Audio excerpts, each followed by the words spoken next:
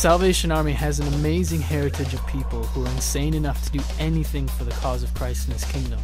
With shocking amounts of innovation and daring audacity, Salvationists took the gospel to the streets, to every man, woman, and child, to the last, the lost, and the least.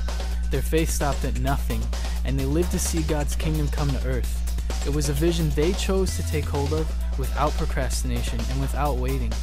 The Salvation Army story is filled with chapters like this. To start, William Booth was only 16 when he declared, "God shall have all there is of William Booth." He stopped at nothing, and no area of his life was left untouched by God. What chapter will you write? Kate Booth, William and Catherine's third child, was only 21 when she was charged with the daunting task of bringing the Army's work to France. She accepted, and later even started the work in Switzerland.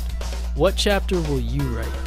William A. McIntyre was converted when he was 16, became an officer at 17, and was a divisional commander by age 19. He was surrendered. What chapter will you write? In the early days of the Army, Bramwell Booth, along with his wife Florence, William T. Stead, and Rebecca Jarrett, fought against child prostitution in England.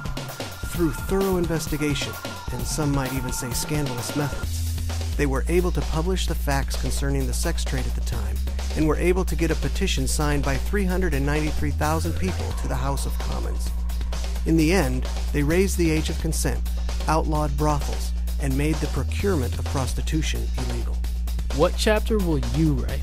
Take Eliza Shirley, who, when she was only 16, joined the Christian Mission and was appointed a lieutenant in northeast England.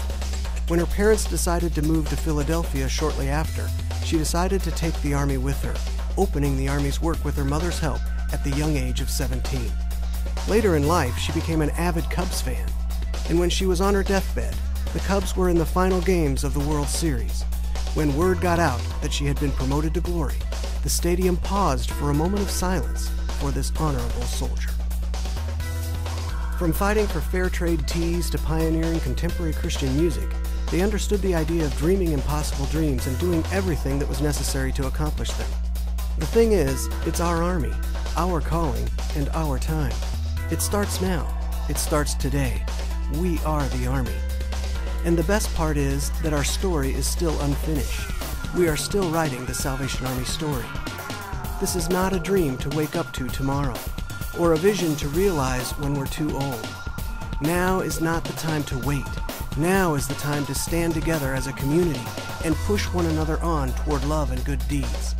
Now is the time for us to dream the impossible, to do the unimaginable, and to ask the inconceivable. What chapter will you write?